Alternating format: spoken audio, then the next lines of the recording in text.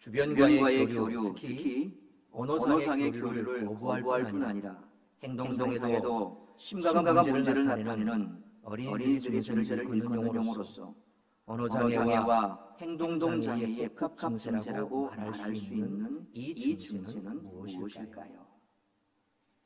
정답은 자폐증입니다. 여러분은 이런 자폐증세를 가진 자녀를 키우는 부모의 마음을 아십니까? 자폐증을 앓는 하나의 엄마가 있었습니다. 말씀드린 대로 자폐아는 자기 자신에게만 몰두하기 때문에 남이 무슨 소리를 해도 안 듣습니다. 그리고 자기가 원하는 대로 합니다. 그래서 이런 아이가 학교에 가면 집중을 못합니다. 수업 시간에 온 교실을 뛰어다닙니다. 선생님이 감당을 못합니다. 식사 시간에도 밥은 안 먹고 딴짓만 하고 밥 먹으라고 하면 라면 달라 하고 그야말로 보통 문제가 아닙니다. 식사도 잘하지 않기 때문에 영양 상태도 좋지 않을 뿐 아니라 툭하면 집을 나가 행방불명이 되는데 그야말로 죽을 지경입니다. 결국 어느 날 아이의 엄마는 아이를 데리고 아파트 11층 옥상에 올라가서 자살하려고 생각했습니다. 너하고 나하고 죽자. 이렇게 살아서 뭐하냐. 그렇게 옥상까지 올라갔다가 차마 죽을 수가 없어서 다시 돌이키고 눈물을 머금고 내려옵니다. 그야말로 죽지 못해 사는 그의 인생은 절망 그 자체였습니다. 그런데 이때 마침 옆집 아주머니가 전도를 해서 구역 예배에 가게 되었고 그곳에서 정말 따뜻한 분위기를 느꼈습니다. 그리고 구역원들의 사랑 속에서 조금씩 예수님을 알게 되면서 그분을 따라서 교회에 나가게 되었습니다. 처음으로 교회 나갈 날 목사님 설교 제목이 바라봄의 법칙이었습니다. 우리가 믿음으로 바라보면 주님께서는 그것을 이루게 하십니다. 그래서 히브리서 11장 1절에 믿음은 바라는 것들의 실상이요 보이지 않는 것들의 증거니라고 말씀하고 있습니다. 이분이 처음 교회를 출석해서 당시 목사님으로부터 이런 설교 말씀을 듣고 자기 마음에 확신이 생겼습니다. 맞아. 그러면 되겠다. 그래서 그분은 그림을 그리기 시작했습니다. 그 어머니는 두 장의 그림을 그렸습니다. 한 장은 아이가 학교에 가서 선생님 말씀을 귀담아 들으면서 필기를 열심히 하고 수업에 집중하고 있는 그림을 그려서 붙여놨습니다. 또 하나의 그림은 온 가족이 식사하는데 이 아이가 밥을 너무 잘 먹는 겁니다. 그리고 엄마 밥 한 그릇 더 주세요 라고 외치는 그런 그림을 그려서 붙여놨습니다. 그리고 기도하기 시작했습니다. 하나님, 우리 아이가 이런 아이가 되게 해주세요. 학교 가면 정신 집중 잘하고 집에 오면 밥 잘 먹고 이런 아이가 되게 해주세요. 그렇게 기도하면서 아이를 원망하는 대신 축복하기 시작했습니다. 그렇게 십몇 년이 흘렀습니다. 그리고 2005년 체코에서 열린 장애인 수영 선수권 대회에서 이 아들은 19살의 나이로 세계 신기록을 수립하며 우승했습니다. 이 아들이 바로 김진호 선수였습니다. 이 동영상 잠시 보시겠습니다.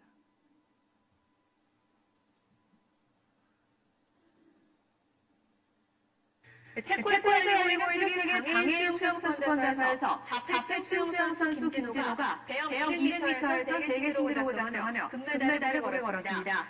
김진호는 배영 200m에서 정정 기록을 30초 이상 단축하며 2분 24.495로 골인해 지금까지 이번 대회에서 유일하게 세계 신기록을 작성했습니다. 김진호는 전날 배영 100m에서도 동메달을 획득한 바 있습니다.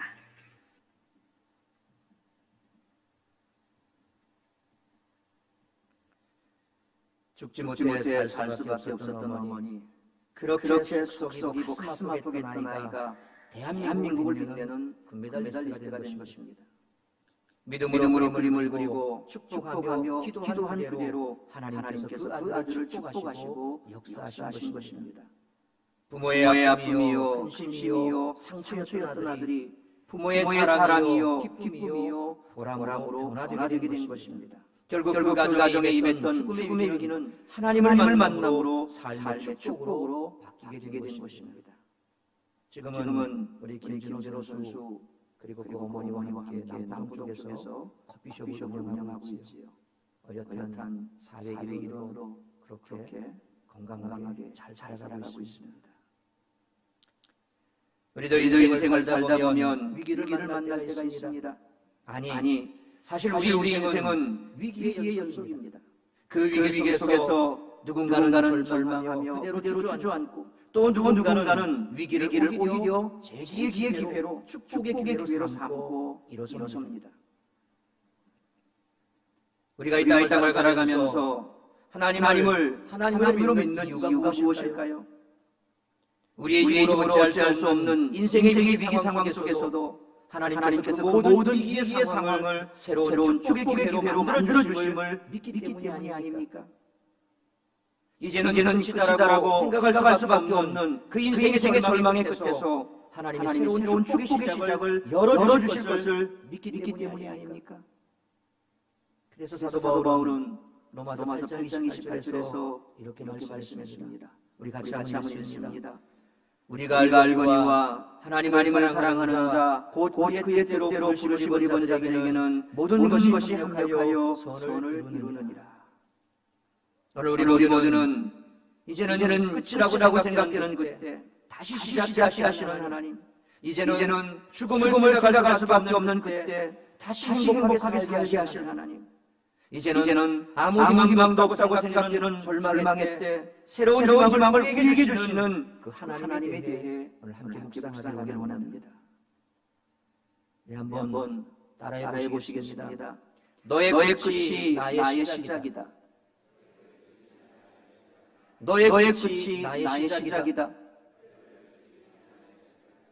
여기서 너는 누구고 나는 누굴까요? 너는 바로 우리 자신입니다. 그리고 나는 하나님이시겠지요. 하나님은 인간의 끝이 하나님의 시작이라고 말씀하십니다. 이제는 모든 것이 끝이라고 생각해 삶을 포기하신 성도님 이 자리에 계십니까? 이제는 끝이라고 말씀하고 싶은 그런 성도님 계십니까? 오늘 이 아침 우리 모두가 내게 말씀하시는 하나님을 만날 수 있기를 축원합니다. 여러분의 인생의 절망의 끝에서 소망의 하나님을 다시 만날 수 있기를 바랍니다. 어떤 인생의 위기 상황이 있다 할지라도 다시 축복의 기회를 맞이할 수 있다는 확신을 갖게 되시기를 주님의 이름으로 축원합니다. 오늘 보면 역대하 20장을 보면 자신의 인생과 나라에 닥쳐온 총체적 위기의 상황이 오히려 놀라운 축복의 기회로 바뀌었던 한 사람을 만나게 됩니다. 그 사람은 바로 여호사밧 왕이었습니다.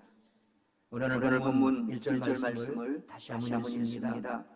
그 후에 모압 자손과 암몬 자손들이 마온 사람들과 함께 와서 여호사밧을 치고자 한지라. 어떤 사람이 모압과 암몬 자손들이 마온 사람들과 함께 여호사밧을 치고자 한다는 소식을 전해주었습니다.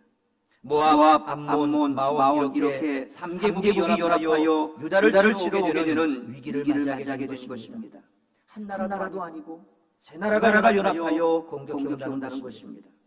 그 당시 전쟁은야말로 사람의 수가 곧 승패를 좌우하는 시대였는데 세 나라가 연합하여 들어오면 그 승패는 불보듯 뻔한 것이었습니다. 엄청난 위기를 만난 것입니다. 잘못하면 여호사밧 왕자의 죽음만이 아니라 온 민족이 말살될 위기, 온 나라가 잿더미가 되는 위기를 만나게 된 것입니다. 그런데 오늘 말씀을 자세히 살펴보면 신기하게도 이 최악의 위기 상황, 곧 나라의 존폐가 되는 풍전등화의 상황이 오히려 축으로 바뀌게 되었음을 우리는 보게 됩니다. 읽지 않았던 오늘 본문 25절로 30절까지 읽어보면 놀랍게도 이 위기가 오히려 축복이 되었음을 보게 됩니다. 어떤 축복으로 바뀌게 되었을까요? 우리 25절 말씀 같이 한번 읽도록 하겠습니다. 여호사밧과 그의 백성이 가서 적군의 물건을 탈취할세 본즉 그 가운데 재물과 의복과 보물이 많이 있으므로 각기 탈취하는데 그 물건이 너무 많아 능히 가져갈 수 없을 만큼만으로 사흘 동안에 거두어드리고 적군의 물건을 탈취하는데 너무 많아 능히 가져갈 수 없어서 사흘 동안 거두어드릴 정도로 수많은 물건을 탈취하게 되었다는 것입니다. 26절 말씀도 같이 한번 읽습니다. 넷째 날에 무리가 브라가 골짜기에 모여서 거기서 여호와를 송축한지라. 그러므로 오늘날까지 그곳을 브라가 골짜기라 일컫더라. 브라가 골짜기에 모여서 여호와를 송축하며 영광을 돌렸습니다. 죽음의 땅, 고통의 골짜기가 되었어야 할 브라가 골짜기가 감사와 축복의 골짜기로 변화되는 축복을 누리게 된 것입니다. 뿐만 아닙니다. 27절 말씀도 같이 한번 읽겠습니다. 유다와 예루살렘 모든 사람이 다시 여호사밧을 부르하여 즐겁게 예루살렘으로 돌아왔으니 이는 여호와께서 그들이 그 적군을 이김으로써 즐거워하게 하셨습니다. 적군을 이기게 하심으로 즐거워하게 되었던 것입니다. 29절 말씀도 같이 읽겠습니다. 이방 모든 나라가 여호와께서 이스라엘의 적군을 치셨다함을 듣고 하나님을 두려워하므로 이방 모든 나라가 여호와께서 적군을 치셨다는 소식을 듣고 하나님을 두려워하므로 여호사밧의 나라가 태평하게 되었다는 것입니다. 왜냐하면 하나님께서 사방에서 그들에게 평강을 주셨기 때문입니다. 놀랍지 않습니까? 3개국이 연합하여 공격해 들어오므로 나라의 흥망과 백성들의 생사의 위기 상황이 어떻게 사흘 동안 가져가도 다 가져갈 수 없을 만큼의 물건을 가져오는 대승의 상황으로 역전될 수 있었을까요? 어떻게 이스라엘 주변 모든 나라와 백성들이 두려워하는 태평성대의 축복의 상황으로 바뀌어질 수 있었을까요? 그 이유는 첫째로 하나님께 기도했기 때문입니다. 위기 상황을 만나자 여호사밧이 가장 먼저 한 일이 무엇입니까? 오늘 본문 3절로 4절 말씀입니다. 같이 읽습니다. 여호사밧이 두려워하여 여호와께로 낯을 향하여 간구하고 온 유다 백성에게 금식하라 공포하며 유다 사람이 여호와께 도우심을 구하려 하여 유다 모든 성읍에서 모여와서 여호와께 간구하더라. 위기 상황의 해결책이 오직 하나님께 있음을 알기에 하나님께 부르짖어 기도했다는 것입니다. 3절과 4절에 공통적으로 소개되는 표현이 무엇입니까? 간구하고 간구하더라 아닙니까? 여호사밧 왕으로부터 시작하여 온 백성이 여호와께로 낯을 향하여 오직 하나님만이 이 위기를 해결해 주실 수 있는 유일한 분이심을 믿고 간절히 기도했다는 것입니다. 그것이 12절로 13절에서 다시 한번 명확하게 소개되고 있습니다. 우리 12절로 13절 말씀 같이 읽습니다. 우리 하나님이여 그들을 징벌하지 아니하시나이까? 우리를 치러오는 이 큰 무리를 우리가 가져갈 능력이 없고 어떻게 할 줄도 알지 못하옵고 오직 주만 바라보나이다 하고 유다 모든 사람들이 그들의 아내와 자녀와 어린이와 더불어 여호와 앞에 섰더라. 오직 주만 바라보나이다. 여호와 앞에 섰더라 말씀합니다. 여러분, 우리가 어딘가를 가려면 가장 먼저 해야 할 것이 뭘까요? 목적지를 정하는 거지요.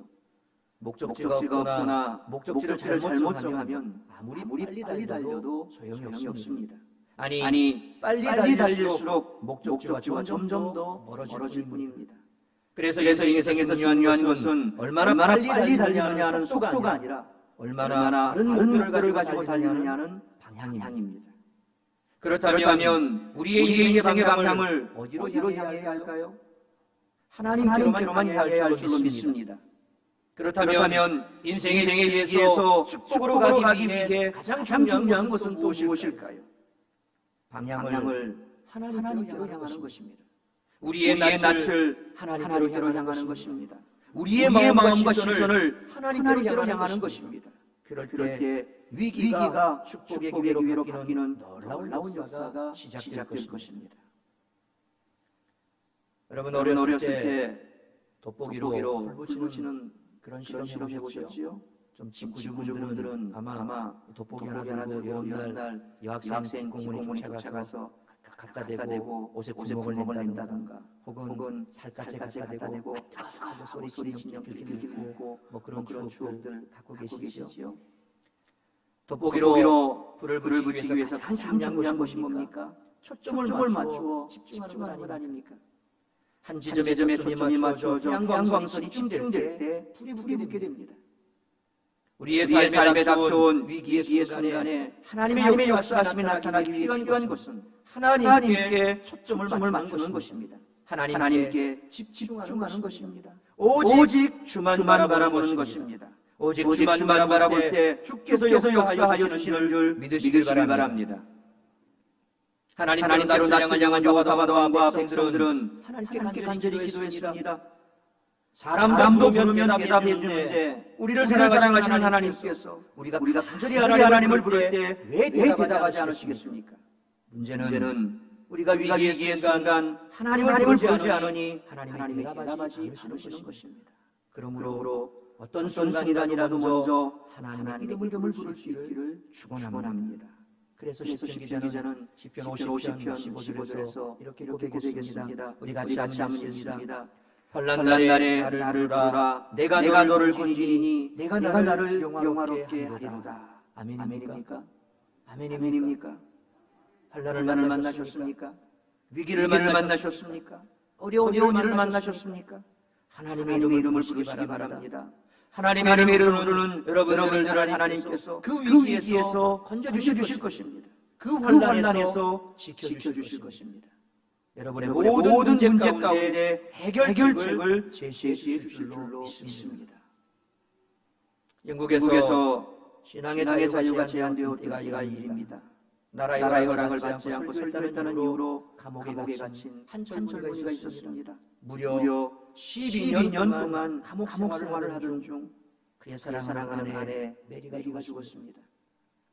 남편 없이 비참하게 살던 아내가 죽자 세 자녀는 스스로 생존을 책임져야 하는 고아의 처지가 되었습니다.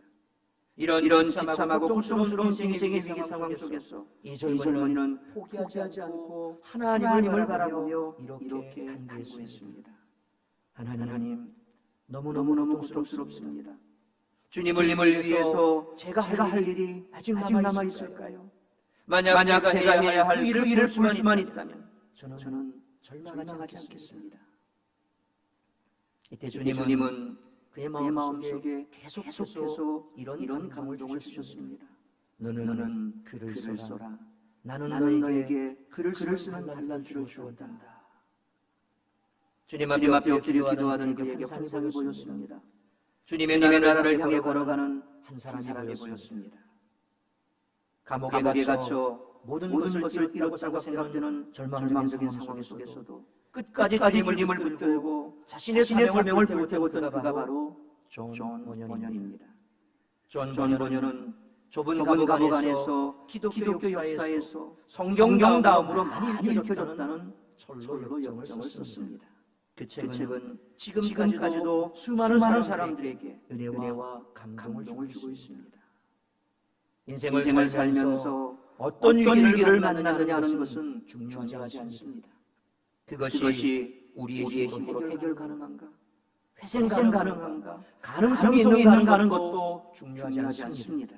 정말 중요한 것은 내가 그 위기의 상황에서 오직 주님만을 바라보며 그분께 맡기며 엎드려 간구하고 있느냐 하는 것입니다. 위기라고 느끼는 사람에게는 위기지만 위기라고 느끼지 않는 사람에게는 위기가 되지 않습니다. 서너 살 먹은 꼬마에게 길을 건너 슈퍼에 다녀오는 것은 위기일 수 있지만 우리들에게는 아무렇지도 않은 평범한 일상의 일입니다. 문제라고 느끼는 사람에게는 문제가 되지만 문제라고 느끼지 않는 사람에게는 문제가 될 수 없습니다. 여러분의 문제를 여러분 스스로 안고 고민하고 힘겨워 지쳐 쓰러지지 말고 그 문제를 주님 앞으로 가져가시고 보여주시고 맡기십시오. 우리에게는 해결할 수 없는 큰 문제일 수 있지만 주님께는 아무 문제가 되지 않습니다. 그리고 우리 하나님은 얼마나 위대하신 아버지요 믿을 만한 분이신지를 우리들에게 분명히 보여주시기를 기뻐하십니다. 문제를 내가 가지고 있는 그 문제는 계속해서 문제지만 문제를 주님께 가져가는 순간 그 문제는 더 이상 문제가 되지 않음을 믿고 여러분의 모든 인생의 문제들, 여러분의 인생에 다가오는 모든 위기를 다 주님께 맡기고 간절히 부르짖어 기도하심으로 인생의 일을 축복의 기회로 바꿀 수 있는 우리 모두가 될 수 있기를 주님의 이름으로 축원합니다. 기도에 있어 오늘 본문이 말씀하는 또 한 가지 우리가 잊지 말아야 할 중요한 것은 위기의 상황에서 여호사밧 왕은 홀로 기도하지 않았다는 사실입니다. 4절 말씀을 보시면 그는 모든 백성들에게 금식을 공포했고 백성들은 하나님 앞에 나와 기도했습니다. 심지어 13절 말씀처럼 자녀와 어린이와 더불어 여호와 앞에 섰다라고 성경은 말씀하고 있습니다. 위기의 상황에서 기도는 혼자 하는 것이 아니라 함께하는 것임을 우리들에게 말씀해 주고 계십니다. 예수님께서도 마태복음 18장 19절에서 이렇게 말씀하셨습니다. 우리 마태복음 18장 19절 말씀 같이 읽습니다. 진실로 다시 너희에게 이르노니 너희 중에 두 사람이 땅에서 합심하여 무엇이든지 구하면 하늘에 계신 내 아버지께서 그들을 위하여 이루게 하시리라. 아멘입니까? 가정의 어려운 일을 만나고 위기 상황을 만나게 되거든 온 가족들이 함께 마음을 모아 합심해 기도하시기 바랍니다. 교회의 위기 상황을 만날 때나 국가적으로 위기 상황을 만날 때 역시나 모두가 함께 마음을 모아 기도하는 것이 대단히 중요합니다. 여러분, 이 자리에 함께하는 우리는 각자 부르심을 받은 동시에 함께 부르심을 받은 사람들입니다.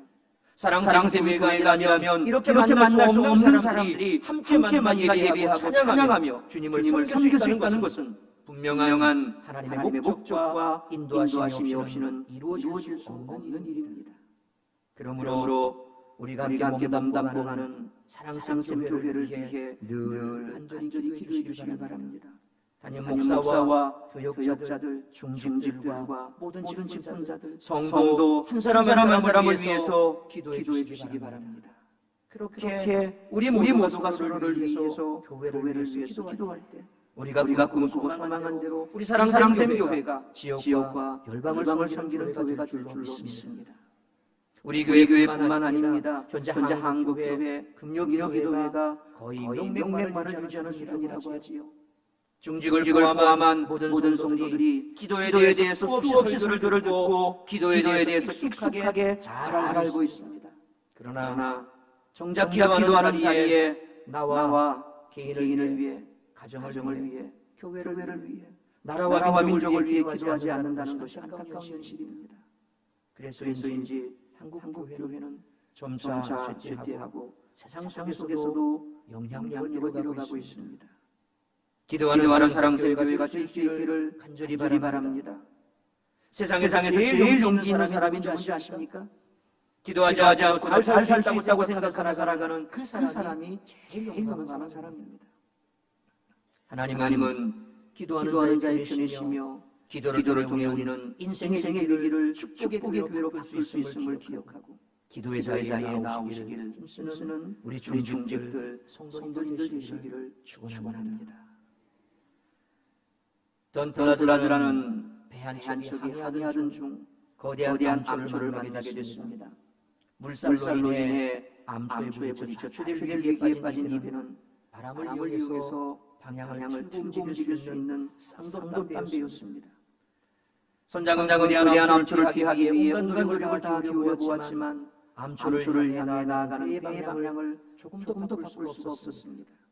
배는 파도에 밀려 계속해서 암초 쪽으로 향해 가고 있어서 낙심한 선장은 원망어린 시선으로 하늘을 바라보며 이렇게 탄식했습니다. 이제 우리는 할 일을 다 했습니다. 이제는 하늘에 맡기는 수밖에 없습니다. 그때 마침 그 배에 타고 있던 허디슨 테일러 선교사가 말했습니다. 아닙니다, 선장님. 아직 우리가 한 가지 하는 일이 있습니다. 이 배에는 저를 포함한 4명의 기독인들이 있는데 우리는 아직 하나님께 바람을 보내달라고 기도하지 않았으니 이제 저희 네 사람이 하나님 바람을 보내주시도록 기도하겠습니다. 이렇게 외쳤습니다.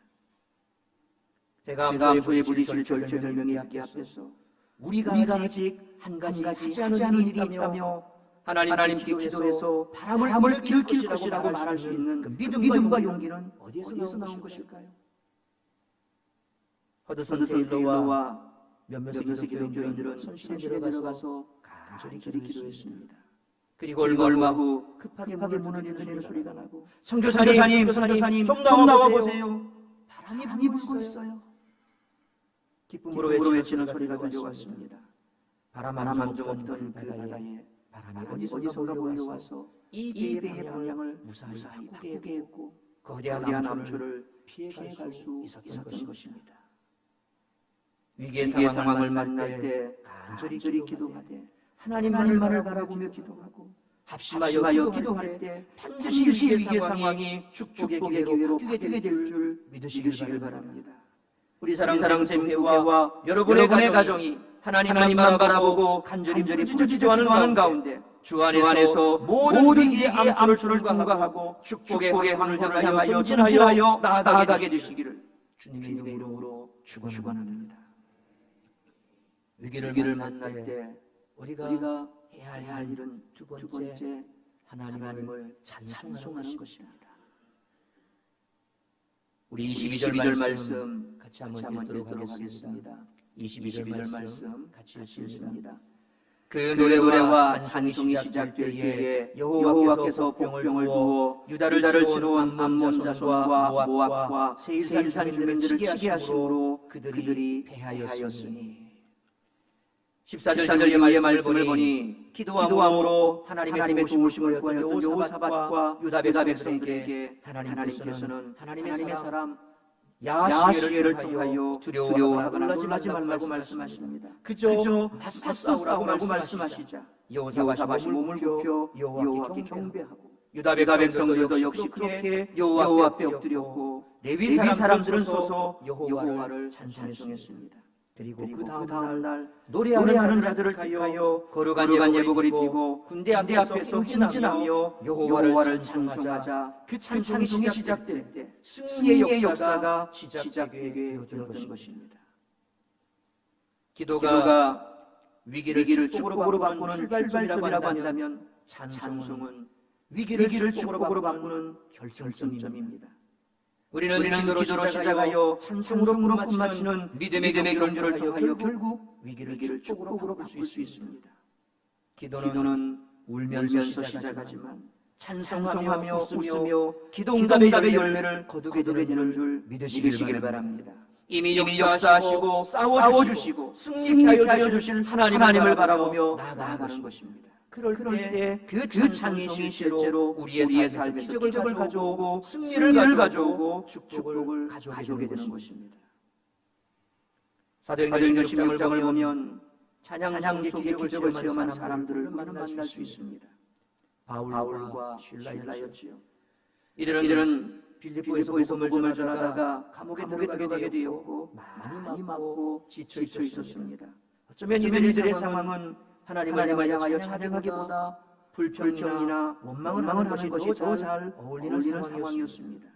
우리 같았으면 내가 도대체 뭘 잘못했길래 나를 이렇게 고통 가운데 집어넣으셨습니까?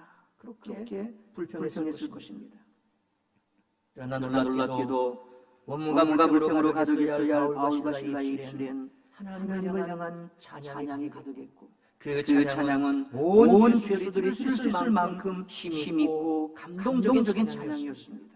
결국 하나님은 그 찬양이 시작될 때 기적을 시작하셨습니다. 묶였던 착고가 풀리고 옥문이 열리며 옥도가 움직이는 기적이 일어나게 되었습니다. 오늘 이 시대 우리의 삶에 기적이 일어나지 않는 이유는 하나님의 능력이 그때보다 약해지셨기 때문이 아닙니다. 2000년이라는 시간이 지나서 하나님의 능력이 소진되었거나 사라져버리기 때문이 아닙니다. 오늘 이 시대 바울과 실라에게 일어났던 기적이 일어나지 않는 이유는 기적을 일으킬 수 있는 찬양이 사라졌기 때문입니다. 찬양이 시작되는 그 순간 우리 삶의 새로운 회복과 기적이 시작되는 순간인 줄 믿으시기를 바랍니다.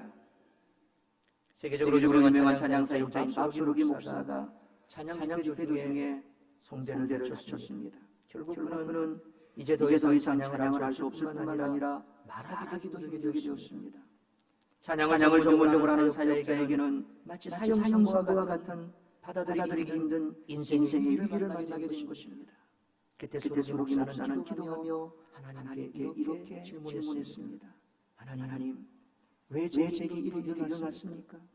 하나님이 정말 저를 사랑하시는 것이 맞나요? 그때 소록이 목사는 이런 하나님의 음성을 들었습니다. 목소리로 하는 찬양이 아니라 삶으로 드리는 찬양을 드려라. 결국 그 후에 그는 이전보다도 훨씬 더 많은 지역에서 비록 연약한 목소리지만 더 강력하게 하나님을 찬양하는 사역을 계속하게 되었습니다. 하나님은 우리의 입술 뿐인 형식적인 찬양이 아니라 우리의 마음과 영혼이 담겨있는 진실한 찬양을 원하십니다. 결국 우리의 마음과 영혼이 담겨있는 찬양은 아무나 할 수 없는 위기의 상황 속에서 더욱 온전히 드려지게 되는 것입니다. 찬송할 수 있는 상황에서 찬송드리고 감사할 수 있는 상황에서 감상드리고 예물 드릴 수 있는 상황에서 예물을 드리는 것 누구나 할 수 있는 쉬운 일입니다. 그러나 찬송할 수 없는 상황에서 찬송을 하고 감사할 수 없는 상황에서 감사를 하고 예물을 드릴 수 없는 상황 속에서 예물을 드리는 것은 아무나 할 수 있는 일이 아닙니다. 그래서 마음을 다한 진실한 찬양이 시작될 때 기적이 시작되는 것입니다. 하나님은 아무나 할 수 없는 일을 하는 그 사람을 위해 아무나 할 수 없는 기적을 주시는 분이심을 잊지 마시기를 바랍니다. 사랑하는 성도 여러분, 우리를 세상에서 가장 사랑하시는 하나님은 오늘 우리에게 주신 이 약속의 말씀을 통해서 우리의 위기 상황을 축복의 상황으로 바꿔주시겠다고 약속하셨습니다. 그 약속을 하나님의 약속으로 믿고 순종하고 기도하고 찬송하는 자들에게 이 놀라운 역사가 일어날 줄 믿습니다. 우리가 하나님 앞에 엎드려 간절히 기도하고 아직 이루어지지 않았지만 찬송하며 담대히 나아가면 반드시 우리의 위기의 상황은 축복의 상황으로 바뀌게 될 것입니다. 하나님으로 믿고 이 땅에 발을 짚고 살아가는 것은 결코 무의미하거나 쓸데없는 일이 아닙니다. 해도 되고 안 해도 되는 선택사항, 취미 정도가 결코 아닙니다. 우리가 살아오는 것과 같이 위험하고 힘겨운 인생을 살아가면서 하나님을 믿고 살아가는 것은 우리 생에 있어 가장 중요한 일이요 그 무엇과도 볼 수 없는 소중한 일입니다. 왜 그렇습니까? 우리는 하나님을 믿는 믿음으로 어떤 인생의 위기 상황도 축복의 기회로 바꿀 수 있는 은혜를 누릴 수 있기 때문입니다. 세상 사람들은 도저히 알 수도 없고 이해할 수도 없는 이 놀라운 축복과 은혜가 우리에게 있기 때문입니다. 그래서 우리는 이 믿음을 포기할 수 없고 이 믿음의 산실인 교회를 떠날 수가 없는 것입니다. 지금까지 어떤 위기의 상황을 살아왔느냐는 그리 중요하지 않습니다. 우리의 인생에서 가장 정말 중요한 것은 앞으로 얼마나 축복된 인생을 살아갈 것인가 하는 것입니다. 그러므로 꿈꾸시며 기도하십시오. 찬송하십시오. 반드시 여러분의 생애에는 여러분이 기도하고 찬송하는 대로 기도하고 찬송하는 만큼 달라지고 변화되고 회복되고 온전히 될 줄 믿습니다. 기도하겠습니다.